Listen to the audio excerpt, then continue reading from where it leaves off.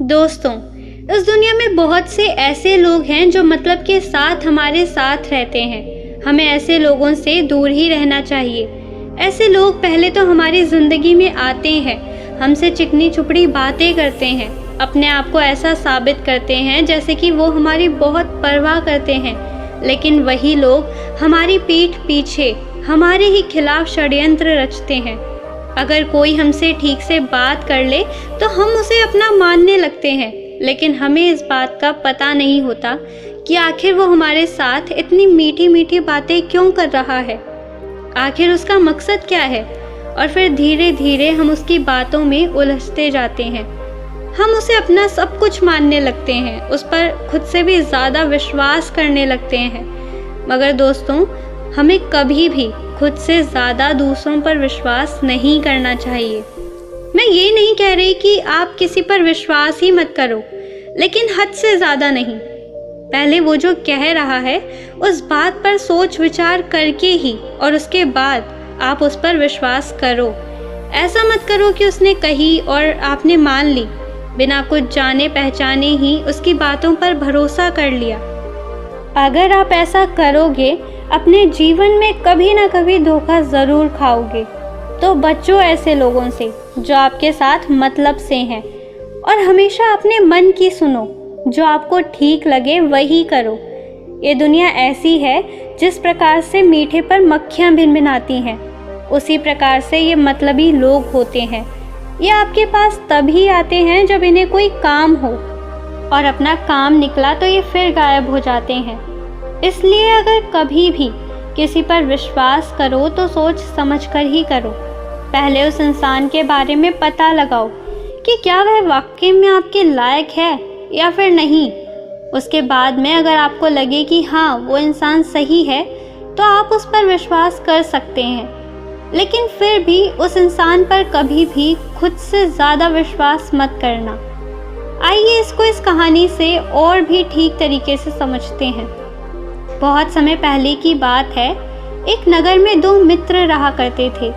जिस नगर में वो मित्र रहते थे उस नगर का नाम रतनपुर था। वो दोनों मित्र बहुत ठगी थे। वो दोनों आसानी से लोगों को ठग लेते थे। उन लोगों को उनके बारे में पता भी नहीं चलता था। वो अपने नगर के बड़े बड़े सेठों और व्यापारियों को ठगा करते थे, क्योंकि सेठों और व्यापारियों के पास बहुत सारा धन होता था। वो रोज़ नए नए हथकंडे अपनाते और सेठ और व्यापारियों को मूर्ख बनाकर उनको खूब ठगते। बहुत दिनों तक वो दोनों मित्र अपने और अपने साथियों के साथ मिलकर लोगों को और व्यापारियों को ठगते रहे। लेकिन फिर धीरे धीरे समय के साथ लोगों को उनकी असलियत के बारे में पता चलने लग गया। अब वो दोनों मिलकर लोगों को चाहे कितना भी मूर्ख बना लें, पर लोग अब मूर्ख नहीं बनते थे, क्योंकि सभी को उनके बारे में पता चल चुका था। फिर धीरे धीरे ये बात पूरे नगर में फैल गई कि शिव और माधव नाम के व्यक्ति बहुत बड़े ठग हैं। वो दोनों लोगों को मूर्ख बनाकर उनसे धन ऐंठ लेते हैं। अब तो पूरे नगर के लोग, सेठ और बड़े व्यापारी उनकी असलियत जान चुके थे। अब कोई भी मनुष्य उनकी चिकनी चुपड़ी बातों में नहीं आते थे। फिर एक दिन शिव और माधव ने विचार किया कि अब इस नगर में हमारा गुजारा नहीं होगा। इन सभी लोगों को हमारे बारे में पता चल चुका है। अब ये कभी भी हमारी बातों में नहीं आएंगे। इसलिए अब हमें अपना ठिकाना कहीं और बनाना पड़ेगा, ताकि हम वहाँ जाकर वहाँ के लोगों को मूर्ख बनाकर उनसे धन ऐंठ सकें। फिर उनमें से एक मित्र बोलता है कि मेरे ख्याल से हमें उज्जैन जाना चाहिए। वहाँ पर बहुत बड़े बड़े धनवान सेठ व्यापारी रहते हैं। हम उनको मूर्ख बनाकर उनसे धन प्राप्त करेंगे। और मैंने वहाँ के बारे में ये भी सुना है कि वहाँ पर एक शंकर नाम का पुजारी रहता है। उस पुजारी के पास बहुत सारा धन है। उस पूरे नगर में वही ऐसा व्यक्ति है जिसके पास सबसे ज़्यादा धन है। हम उस पुजारी को मूर्ख बनाएंगे। फिर उसने मुस्कुराते हुए अपने मित्र से कहा कि उस पुजारी की एक सुंदर कन्या भी है, और उस सुंदर कन्या की सुंदरता के चर्चे दूर दूर तक फैले हुए हैं। फिर माधव ने अपने मित्र शिव से कहा कि मित्र, तुम उस पुजारी की धन दौलत को साफ करना, और मैं उसकी बेटी से शादी करूंगा। ये कहकर दोनों जोर जोर से हंसने लगे और फिर कुछ ही दिनों के बाद शिव और माधव अपने कुछ साथियों के साथ उज्जैन की ओर चल दिए। वहां जाकर माधव ने एक विद्वान ब्राह्मण का भेष बना लिया और फिर शिप्रा नदी के किनारे पर एक छोटा सा आश्रम बनाकर वहीं पर रहने लगा। और जो उसके साथ ही गए थे वो माधव के शिष्य बन गए। और उधर शिव ने भी कुछ बढ़िया रेशमी कपड़ों और रत्नों जैसे दिखने वाले पत्थर खरीदे और फिर वो सुनार के पास चला गया और वहां जाकर वो सुनार से ऐसे 1 लाख सिक्के बनवा लिए जो बिल्कुल सोने की तरह दिखाई देते थे। और फिर वो उस नगर में एक शानदार हवेली किराए पर लेता है और उस हवेली में वो बिल्कुल एक राजकुमार की तरह रहने का ढोंग करता है। वो उस हवेली में खूब ठाट बाट से रहता था। जब भी वो अपनी हवेली के बाहर निकलता तो 4 नौकरों के साथ निकलता। वो नौकर भी उसके आगे पीछे रहते। और फिर शिव अपनी हवेली में कवि सम्मेलन भी करवाने लगा, जिससे उसकी हवेली में रोज कवि सम्मेलन चलते। बहुत सारे कवि वहाँ पर आया करते थे। धीरे धीरे कुछ ही दिनों में उसके कवि सम्मेलन की बात पूरे उज्जैन में फैल गई। बड़े बड़े सेठ व्यापारी भी शिव को जानने लग गए थे और उसकी प्रसिद्धि शंकर स्वामी तक भी पहुँच गई थी। शंकर पुजारी को भी कविताओं का बहुत शौक था। जब उसने सुना कि एक हवेली में एक शिव नाम का राजकुमार कवि सम्मेलन करवाता है तो उससे रहा नहीं गया। शंकर स्वामी भी कवि सम्मेलन में भाग लेने के लिए उस हवेली में जा पहुँचे। इसी तरह धीरे धीरे शिव और शंकर पुजारी की मित्रता हो गई और फिर शंकर पुजारी जब भी शिव की हवेली में पहुँचता तो शिव उसका खूब आदर सत्कार करता, उसकी खूब सेवा करता। फिर धीरे धीरे कुछ ही दिनों में शंकर पुजारी शिव के ऊपर अटूट विश्वास करने लग गया। फिर वो दोनों जहाँ भी जाते थे साथ साथ ही जाया करते थे। वो दोनों अब तो मंदिर भी साथ साथ जाते थे और बाजार भी साथ ही जाते थे। वो दोनों अधिकतर समय एक दूसरे के साथ ही बिताते थे। लेकिन फिर भी शिव राजकुमार बनने का नाटक अच्छे से कर रहा था। शंकर पुजारी को शिव पर रत्ती भर भी संदेह नहीं हुआ कि जो उसके साथ है वो राजकुमार नहीं बल्कि एक ठग है। और फिर वो राजकुमार बना शिव अब तो शंकर पुजारी के घर भी आने लगा था। वो दोनों मित्र आपस में घंटों बातचीत करते थे, सुबह कविताएं करते और साथ साथ भोजन भी करते। शिव के साथ कविताएं सुनने और सुनाने में शंकर पुजारी को बहुत मज़ा आता था। उसे समय का भी ध्यान नहीं रहता था, पता ही नहीं चलता कि कब दिन निकल गया। शंकर पुजारी शिव को अपना सच्चा मित्र मानने लगा। वो उनको सारी बातें बताने लगा। शंकर पुजारी को शिव बने राजकुमार पर अटूट विश्वास हो गया था। अब वो बिना किसी हिचकिचाहट के सारी बातें शिव को बताने लगा। वो शिव को अपने ही परिवार का सदस्य मानने लगा था। वो उस पर किसी भी प्रकार का संदेह नहीं करता था। फिर एक बार शंकर पुजारी ने किसी त्योहार के लिए शिव को घर पर आमंत्रित किया। शिव भी भोजन करने के लिए शंकर पुजारी के घर जा पहुँचे। फिर वो दोनों, शिव और शंकर पुजारी, दोनों भोजन करने बैठे थे। उन लोगों ने भोजन किया और फिर भोजन करने के उपरांत वो टहलने लगे और बातें करने लगे। तभी बातों बातों में शिव ने शंकर पुजारी से कहा कि मित्र, तुम तो जानते हो कि मैं उज्जैन में नया आया हूँ। मेरे यहाँ लोगों से ज़्यादा जान पहचान नहीं है।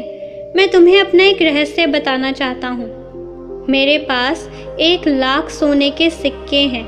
मैंने उन्हें एक संदूक में भरकर अपनी हवेली में छिपा रखा है, लेकिन मुझे अपना धन उस किराए की हवेली में सुरक्षित नहीं लगता। क्या तुम मेरा धन अमानत के रूप में अपने पास रख सकते हो? मुझे हमेशा अपने धन की चिंता लगी रहती है कि कहीं मेरे धन को कोई चुरा न ले जाए। मैं किसी के ऊपर विश्वास भी नहीं कर सकता हूँ, लेकिन तुम्हें तो सारे सैनिकों की सुरक्षा भी प्राप्त है। अगर मेरे सिक्के तुम्हारे पास रहेंगे तो सुरक्षित रहेंगे, नहीं तो हमेशा ही मुझे इनकी चिंता लगी रहेगी। अगर तुम मेरी स्वर्ण मुद्राओं को अपने पास रख लोगे तो मैं चिंता से मुक्त हो जाऊंगा। शिव की बात सुनकर शंकर पुजारी भी बिल्कुल भी हैरान नहीं हुए, क्योंकि वो तो शिव को राजकुमार ही मान रखे थे। उन्हें इस बात का पता थोड़ी था कि वो शिव राजकुमार नहीं बल्कि वो ठग है। फिर शंकर पुजारी ने शिव से कहा कि मित्र, तुम मेरे से इस प्रकार का अनुरोध क्यों कर रहे हो? अगर मैं तुम्हारे किसी काम आ सकता हूँ तो मुझे उस काम को करके बहुत ही खुशी प्राप्त होगी। तुम मेरे नगर उज्जैन के अतिथि हो और तुम तो भगवान के रूप में हो। उन्हें निवेदन नहीं करना पड़ता, बल्कि तुम्हारी धन संपदा की रक्षा करना मेरा कर्तव्य है। ये सुनकर शिव बहुत प्रसन्न हुआ और वहाँ से अपने हवेली लौट गया। और अगले ही दिन सुबह सुबह ही शिव नकली स्वर्ण मुद्राओं से भरा संदूक लेकर शंकर पुजारी के घर आया और शंकर पुजारी ने संदूक अपने हाथों में लिया और फिर उसे खोलकर एक नज़र से उनको देख लिया। देखने के बाद वो शंकर पुजारी उन नकली स्वर्ण मुद्राओं को नहीं पहचान पाया। और आखिर वो पहचानता भी कैसे? शिव ने उनको इस प्रकार से बनवाया था कि वो बिल्कुल असली की तरह ही लग रहे थे। फिर शंकर पुजारी ने उन नकली स्वर्ण मुद्राओं को अपने पास रख लिया और फिर शिव को एक कागज़ पर यह लिख कर दे दिया कि मैंने राजकुमार शिव की 1 लाख मुद्राएं अपने पास अमानत के रूप में रखी हुई हैं। जब भी राजकुमार शिव चाहेंगे मैं उन्हें उनकी स्वर्ण मुद्राएं वापस कर दूंगा। इसके बाद शिव और शंकर पुजारी की मित्रता और भी गहरी हो गई। वे एक दूसरे के बहुत करीब आ गए। फिर एक दिन शंकर पुजारी उससे कहते हैं कि मेरे मित्र, तुम मेरे इतने अच्छे मित्र हो, मैं नहीं चाहता कि तुम किराए की हवेली में रहो। मित्र, जीवन का असली आनंद किराए की हवेली में रहने में नहीं आता। माना कि तुम्हारे पास सभी प्रकार की सुख सुविधाएं हैं, लेकिन तुम उन सुख सुविधाओं से वास्तविक आनंद की प्राप्ति नहीं कर सकते हो। मैं चाहता हूँ कि तुम मेरे साथ मेरी हवेली में आकर रहो। आखिर मैं तुम्हारे किस दिन काम आऊँगा? तुम मेरे परिवार के ही सदस्य हो। तुम मेरे साथ मेरी हवेली में रहोगे तो मुझे बहुत खुशी होगी। शंकर पुजारी के मुख से ये बातें सुनकर शिव मन ही मन बहुत खुश होता है, क्योंकि शिव को शंकर पुजारी की उन्हीं बातों का तो इंतज़ार था। उन्हीं सब के लिए तो उसने इतना नाटक किया था।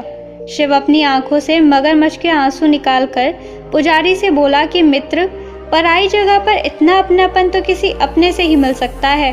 भला ऐसे मित्र के साथ रहने का अवसर मैं कैसे छोड़ सकता हूँ? तुम्हारे जैसा मित्र तो बहुत ही भाग्यशालियों को मिलता है। मैं तो खुश नसीब हूँ कि मुझे तुम जैसा मित्र मिला। तुम्हारे साथ रहने में मुझे कोई आपत्ति नहीं है। मैं तुम्हारे साथ रहूँगा तो मुझे भी बहुत खुशी होगी। और फिर अगले दिन ही शिव शंकर पुजारी की हवेली में रहने आ गया। पुजारी शिव को देखकर बहुत प्रसन्न हुआ और उसे अपनी हवेली के ऊपरी हिस्से में ठहरा दिया। अब तो रोज शाम को शिव और पुजारी की बैठक लगती और देर रातों तक बातें करते। कहीं भी जाते तो साथ साथ ही जाते। उनकी मित्रता की प्रशंसा पूरे उज्जैन में होने लगी। सभी नगरवासी उनकी मित्रता की तारीफ करने लगे थे। फिर कुछ दिनों के बाद पुजारी और शिव रात्रि में बैठे बैठे बातें कर रहे थे। तभी बातों बातों में पुजारी ने शिव से कहा कि मित्र, तुम मेरे परिवार का एक हिस्सा हो, इसलिए मैं तुमसे एक पारिवारिक बात पर चर्चा करना चाहता हूँ। ये सुनकर शिव बोला, बोलो मित्र, क्या बात है? अब तुम्हारा परिवार भी मेरा परिवार है। फिर पुजारी शिव से बोला, मित्र, मेरी बेटी विवाह योग्य हो गई है। क्या तुम उसके लिए योग्य वर बता सकते हो? मैं तो उसके लिए वर ढूंढते ढूंढते परेशान हो गया हूँ। पुजारी की ये बात सुनकर शिव बहुत प्रसन्न हुआ, क्योंकि वो और उसका मित्र जिस मकसद के साथ यहाँ उज्जैन आए थे, अब वो पूरा होने वाला था। फिर शिव कुछ विचार करने का नाटक करता है और झूठ झूठ सोचने का प्रयास करता है। और फिर वो पुजारी से कहता है, हे मित्र, मैंने सुना है कि शिप्रा नदी के तट पर एक विद्वान ब्राह्मण आश्रम बनाकर रहते हैं। दूर दूर से लोग उनके पास विद्या अध्ययन करने के लिए आते हैं। मेरे विचार से अपनी बेटी के लिए उन ब्राह्मण से अच्छा वर हो ही नहीं सकता। हमारी बेटी उस ब्राह्मण के साथ खूब प्रसन्न रहेगी। शिव की बात सुनकर पुजारी बहुत खुश हो जाता है और तुरंत ही अगले दिन सुबह सुबह ही शिप्रा नदी के तट पर चला जाता है और फिर वो उस आश्रम के पास पहुंच जाता है। वहां पर माधव ठग के शिष्य बैठे हुए थे और अध्ययन करने का नाटक कर रहे थे। पुजारी माधव का मुखमंडल देखकर उससे बहुत प्रभावित हुआ। वो माधव को एक विद्वान ब्राह्मण समझ बैठा। जैसे ही माधव ने पुजारी को देखा, तो माधव ने पुजारी का स्वागत करते हुए उन्हें बिठाया और फिर माधव ठग उनसे बोला, उज्जैन के राजा पुरोहित पुजारी का मेरे आश्रम में स्वागत है। कहिए पुजारी जी, यहाँ पधारने का कष्ट कैसे किया? आपको अपने महल से निकलने का समय कैसे मिल गया? माधव की बातें सुनकर पुजारी बोला, मैंने आपकी विद्वानता के विषय में बहुत कुछ सुना है और मैं अपनी बेटी का हाथ आपको सौंपना चाहता हूँ। आप ही मेरी बेटी के लिए उपयुक्त वर हो। पुजारी की बात सुनकर माधव नाटक करते हुए बोला, मुझे आपसे ये कहते हुए बड़ा दुख हो रहा है, पर मैं आपका ये प्रस्ताव स्वीकार नहीं कर सकता, क्योंकि मैंने अपना जीवन भक्ति और पठन पाठन में बिताने का निश्चय किया है। मैं इन गृहस्थी के जीवन के झंझटों में नहीं पड़ना चाहता। अगर मैं इन सब में पड़ जाऊंगा तो मैं अध्ययन का कार्य कैसे कर पाऊंगा? मुझे तो काम चाहिए। माधव की ठग बातें सुनकर पुजारी बोला कि मैं बड़ी आशा के साथ आपके पास आया हूँ। आप मेरी आशा को निराशा में मत बदलो। आपको मेरी बेटी से विवाह करना ही होगा, नहीं तो मैं आपके आश्रम के बाहर भूखा प्यासा बैठा रहूँगा। पुजारी की बात सुनकर माधव ठग थोड़ी देर तक नाटक करने के बाद विवाह की सहमति दे देता है। फिर पुजारी बहुत प्रसन्न होते हैं और अपने घर लौट आते हैं। घर लौटकर वो अपनी बेटी की शादी की तैयारियों में लग जाते हैं और खूब धूमधाम से पुजारी अपनी बेटी का विवाह माधव ठग के साथ कर देता है। पुजारी अपनी बेटी को बहुमूल्य वस्त्र और बहुत सारा धन देता है। वो अपनी बेटी को सिर से लेकर पैरों तक गहनों से लाद देता है। उज्जैन के सभी धन धान्य लोग भी पुजारी की बेटी को बहुमूल्य उपहार देते हैं। ये सब पाकर माधव ठग बहुत प्रसन्न होता है। उसकी खुशी का कोई ठिकाना ही नहीं था। आखिरकार वो जिस मकसद के साथ उज्जैन आया था, वो मकसद तो उसका पूरा हो चुका था। फिर साथ ही उसको बहुत सारा धन भी प्राप्त हो गया। अब तो उसकी खुशी का कोई ठिकाना ही नहीं रहा। उसकी खुशियों पर 4 चांद लग गए। फिर माधव अपनी दुल्हन और सारे धन को लेकर वापस अपने नगर रतनपुर लौट आया। लेकिन शिव अभी भी उज्जैन में ही था, क्योंकि उसको भी अपना मकसद पूरा करना था। उसका मकसद अभी पूरा नहीं हुआ था, इसलिए वो अपना मकसद पूरा करने के लिए वहीं रुका हुआ था। और फिर शादी के कुछ दिनों बाद ही शिव पुजारी से बोला कि मित्र, मुझे उज्जैन में काफ़ी समय हो चुका है। अब मैं अपने घर जाना चाहता हूँ। अब तुम मुझे मेरी दी हुई अमानत वापस लौटा दो। शिव की बात सुनकर पुजारी बोले कि क्यों नहीं मित्र, तुम्हारी अमानत मैंने संभाल कर रखी है। मैं अभी लौटा देता हूँ, ठहरो। फिर पुजारी वो नकली स्वर्ण मुद्राओं से भरा संदूक शिव के हवाले कर देता है। शिव संदूक को अपने हाथों में लेता है और उसे खोलता है। जैसे ही शिव उन स्वर्ण मुद्राओं को हाथ में लेता है तो वो चिल्लाने लगता है और पुजारी से बोलता है, अरे ये क्या स्वर्ण मुद्राएं तो नकली हैं, मेरी असली स्वर्ण मुद्राएं कहाँ हैं? ये सुनकर पुजारी शिव से कहता है, अरे मित्र, ये तुम क्या कह रहे हो? तुमने जब ये संदूक मुझे दिया था तो मैंने इसे ऐसे के ऐसे ही रख दिया था। ये सुनकर शिव पुजारी से कहता है कि देखो, तुम चुपचाप मुझे मेरी स्वर्ण मुद्राएं लौटा दो। मैंने तुम्हें अपनी स्वर्ण मुद्राएं कितनी आशा के साथ दी थी कि तुम्हारे पास मेरी स्वर्ण मुद्राएं सुरक्षित रहेंगी। अगर तुम्हें धन ही चाहिए था तो ऐसे ही कह देते, मैं अपना धन तुम्हें ऐसे ही दे देता। शिव की बात सुनकर पुजारी बोले, देखो मित्र, तुम मेरे जैसे सामान्य व्यक्ति पर झूठे आरोप लगा रहे हो। क्या तुम्हें थोड़ी भी लज्जा नहीं आ रही मेरे ऊपर आरोप लगाते हुए? आखिर मैं तुम्हारी स्वर्ण मुद्राओं को क्यों लूँगा? मेरे पास धन धान्य की कोई कमी नहीं है। ये सुनकर शिव बोला, वो तो मुझे भी दिख रहा है। तुमने मेरी स्वर्ण मुद्राएं कहीं छिपा दी हैं। मुझे मेरी स्वर्ण मुद्राएं लौटा दो। तुम मेरे साथ इतना बड़ा विश्वासघात कैसे कर सकते हो?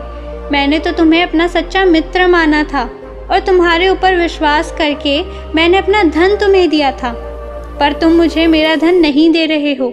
शिव की बात सुनकर पुजारी बोलता है, देखो मित्र, मैंने तुम्हारा धन कहीं नहीं छिपाया है और ना ही मैंने तुम्हारे साथ कोई विश्वासघात किया है। तुमने जैसे मुझे संदूक दिया था, मैंने उसको ऐसे के ऐसे ही रख दिया था। मैंने तो कभी उसको छुआ भी नहीं। अब शिव और पुजारी के बीच झगड़ा बढ़ने लगा। झगड़ा इतना बढ़ चुका था कि उनको राजा के पास जाना पड़ा। वो दोनों राजा के पास जा पहुँचे और अपनी अपनी दलीलें देने लगे। शिव ने कहा, महाराज, पुजारी ने मेरी 1 लाख स्वर्ण मुद्राएं छिपा ली हैं और मुझे नकली स्वर्ण मुद्राएं दे रहा है। तभी पुजारी बोलता है, महाराज, मैंने ऐसा कुछ नहीं किया है, मैंने कोई स्वर्ण मुद्राएं नहीं चुराई हैं। शिव ने मुझे जैसा संदूक दिया था वैसे ही मैंने इसको वापस लौटा दिया। तब शिव बोलता है कि महाराज, मैंने इसको 1 लाख स्वर्ण मुद्राएं सोने की दी थी और अब ये मुझे नकली स्वर्ण मुद्राएं लौटा रहा है।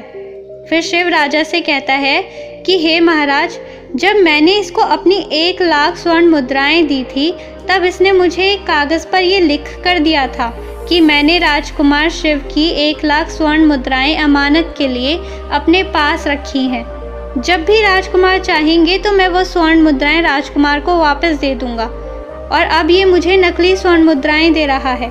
शिव की बात सुनकर राजा वो कागज़ मांगता है जिसमें ये सब लिखा हुआ था। शिव राजा को वो कागज़ दे देता है। राजा उस कागज़ को पढ़ते हैं और कहते हैं कि ये प्रमाण पत्र ये सिद्ध करता है कि शिव ने शंकर पुजारी को 1 लाख स्वर्ण मुद्राएं दी थी और अब वो नकली स्वर्ण मुद्राएं लौटाकर उसके साथ धोखा कर रहा है। राजा ने पुजारी से कहा कि फिर भी मैं तुम्हें 3 दिन का समय देता हूँ, तो 3 दिन में तुम्हें ये सिद्ध करना होगा कि शिव झूठ बोल रहा है और तुम सच बोल रहे हो। इसके बाद पुजारी अपने घर आ जाता है और 3 दिनों तक साक्षी खोजने लगता है जिससे वो शिव के लगाए गए आरोप से बच सके। लेकिन बहुत प्रयास करने के बाद भी पुजारी को कुछ भी प्राप्त नहीं होता है जिससे कि वो अपने आप को निर्दोष साबित कर सके। शंकर पुजारी इन 3 दिनों में ये पता लगाने का बहुत प्रयास करता है कि आखिर शिव उसके साथ ऐसा क्यों कर रहा है, जबकि मैंने तो उसकी स्वर्ण मुद्राएं छिपाई नहीं हैं। आखिर शिव मेरे ऊपर इतना बड़ा आरोप कैसे लगा सकता है। फिर 3 दिन खत्म होने के बाद चौथे दिन वह राज दरबार में पहुंचे शंकर पुजारी के पास ऐसा कोई सबूत नहीं था जिससे वो अपना बचाव कर सके और अपने आप को निर्दोष साबित कर सके। फिर राजा ने अपना फैसला सुनाते हुए शंकर पुजारी को आदेश दिया कि वो 2 दिन के अंदर शिव को 1 लाख स्वर्ण मुद्राएं दे दे, वरना उसे कारावास की सज़ा दे दी जाएगी। फिर पुजारी अपने घर गया और उसने शिव को 1 लाख स्वर्ण मुद्राएं दी। वो धनवान से निर्धन हो चुका था क्योंकि पुजारी ने अपना आधा धन तो अपनी बेटी की शादी में खर्च कर दिया था और जो कुछ बचा था वो उसे शिव को देना पड़ा। उसे अपने आप पर बहुत क्रोध आने लगा। वो ये सोच सोच कर रोने लगा कि काश मैंने शिव से मित्रता ना की होती तो आज मेरे पास सब कुछ होता, ये सब ऐसे बर्बाद ना होता। मैंने शिव से मित्रता सच्ची भावना से की थी, मैंने उसके लिए सब कुछ किया, पर उसने मुझे मूर्ख बनाकर मुझसे मेरा ही सब कुछ छीन लिया। काश मैंने शिव के बारे में कुछ पता लगाया होता कि वो कहाँ का राजकुमार है और कहाँ से आया है। मैंने बिना कुछ पता लगाए ही उस पर बहुत ज़्यादा विश्वास कर लिया। मैंने उसके बारे में जानने की कोशिश ही नहीं की। तो देखो दोस्तों, हमें किसी के भी ऊपर आंख बंद करके भरोसा कभी नहीं करना चाहिए। पहले हमें उसके बारे में पूरी जानकारी प्राप्त करनी चाहिए, उसके बाद में ही कोई निर्णय लेना चाहिए, नहीं तो आप भी शंकर पुजारी की तरह हाथ मलते रह जाओगे। दोस्तों, आपको ये कहानी कैसी लगी हमें कमेंट करके ज़रूर बताएं और चैनल को सब्सक्राइब भी ज़रूर कर लें। मिलते हैं एक नई वीडियो के साथ, तब तक आप अपना ख्याल रखें।